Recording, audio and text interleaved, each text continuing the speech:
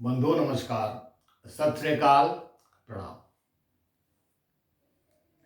हम सबने बचपन में एक कहानी पढ़ी थी, कछुए और खरगोश के दौड़ की कहानी, जिसमें आखिर में कछुआ जीतता है। उसी कछुए के बारे में कुछ और बात करेंगे। ये जल में रहने वाला जीव होता है। इसकी एक खासियत और होती है, जब भी इसके ऊपर कोई बड़ी से बड़ी मुसीबत आती है तो ये अपने अंगों को अपनी खोल में समेट कर जमीन पकड़कर बैठ जाता है और उसके इस टेक्निक से कई बार शेर या घड़ियाल जैसे हिंसक जीव से भी उसके जान की रक्षा हो जाती है। आपने बहुत बार देखा होगा, बड़े से बड़े आंधी तूफान आते हैं। जो आदमी घर से बाहर बिना किसी सहारे के होता है, उसको बचने का सिर्फ एक उपाय होता है कि वो चुपचाप बैठ के जमीन पकड़ ले। तूफान गुजर जाएगा, वो फिर खड़ा हो जाएगा। लेकिन अगर उसने तूफान में चलने या लड़ने की कोशिश करी तो इसका नतीजा गलत निकलेगा। अब आप कहेंगे, इस तूफान की या कछुए की कहानी से क्या मतलब है? भाइयों, मतलब है, आज का जो हमारे देश की, जो संसार की जो हालत व्यवस्था चल रही है, उसमें ये दोनों उदाहरण बहुत सटीक बैठते हैं। इस समय हमें भी निहायत जरूरी काम अगर नहीं है तो अपने आप को बचाना है, बाहर निकलने से बचना है, मास्क लगाना है, सोशल डिस्टेंसिंग बरकरार रखनी है। हमें कछुए का अनुसरण करना है, अपने को और अपनों को बचाने के लिए। आजकल मांगलिक कार्य प्रयोजन भी हो रहे हैं। भाई, दुनिया है तो दुनियादारी चलेगी, चलेगी तो निभानी पड़ेगी। हम उन भाई बंधुओं से निवेदन करना चाहते हैं जिनके घर परिवार में ऐसे मांगलिक कार्य प्रयोजन हैं, बेहतर है अगर नहीं टाला जा सकता है तो कम से कम लोगों के बीच में अपने मंगल कार्य संपन्न कर ले।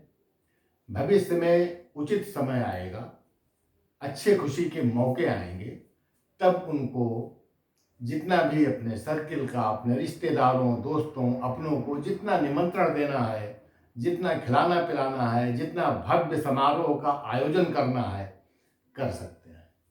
लेकिन वर्तमान में किसी रिश्तेदार की या अपनों की जान दांव पर लगा करके अगर कोई समारोह में पहुंचने के लिए उसको बाध्य किया जाता है या पहुंचता है तो शायद उचित नहीं होगा। आज का वो दौर है कि जाने वाला भी संकोच में है और बुलाने वाला भी संकोच में है।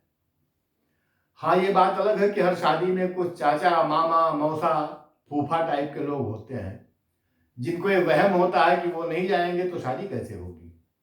लेकिन ये उनका सिर्फ और सिर्फ वहम होता है। अक्सर ऐसे पद पे बैठे लोगों की उम्र 50 या इससे ऊपर होती है और वो इसी वहम के शिकार होते हैं कि उनके बिना कैसे काम चलेगा। अरे भाई, सारे चाचाओं, मामाओं, फूफाओं, मौसाओं, ये सोच लो, तुम्हारे बाद क्या दुनिया में शादी रुक जाएगी क्या? तब भी शादियां होंगी। और प्रकृति का नियम तो यह है कि किसी के बिना कोई कार्य रुकता नहीं है। ये प्रकृति के नियम अनवरत रूप से चलते आ रहे हैं, चलते जाएंगे, कभी बाधित नहीं होंगे, कभी रुकेंगे नहीं। आप देखिए, एक पेड़ होता है जो हमेशा अपना फल और अपनी छाया दूसरों को देता है। कभी गौर से देखिए और सोचिए, जब मई जून की प्रचंड गर्मी, भीषण ताप पड़ता है तो वही पेड़ अपनी छाया दूसरे को न देकर अपने ऊपर ही डाल लेता है। आप देखिएगा, जून की भरी दोपहरी में पेड़ की छाया पेड़ पर ही रहती है। ये भी प्रकृति का ही नियम है। उस पेड़ को अगर बचना है तो उसको अपनी छाया अपने ऊपर लेनी पड़ेगी। भाई, यही हाल तो आज हम सबका है। आप के लिए सारी दुनिया आप हैं, हमारे लिए सारी दुनिया हम हैं। हमें अपने आप को बचाना है। किसी एनजीओ का, समाज का या सरकार का दायित्व बाद में है। हम आपको बचाने के लिए, हम अपने आप को बचाने के लिए तत्पर रहेंगे तो सब लोग बचाएंगे। इसलिए इधर उधर की अफवाहों में ना आकर अपना, अपनों का, अपने परिवार का ध्यान रखिए, सुरक्षित रहिए। बंधुओं, अगर अभी तक आपने हमारे चैनल को सब्सक्राइब न किया हो तो कृपया कर दीजिएगा। प्रभु हम सबका कल्याण करें। वंदे मातरम।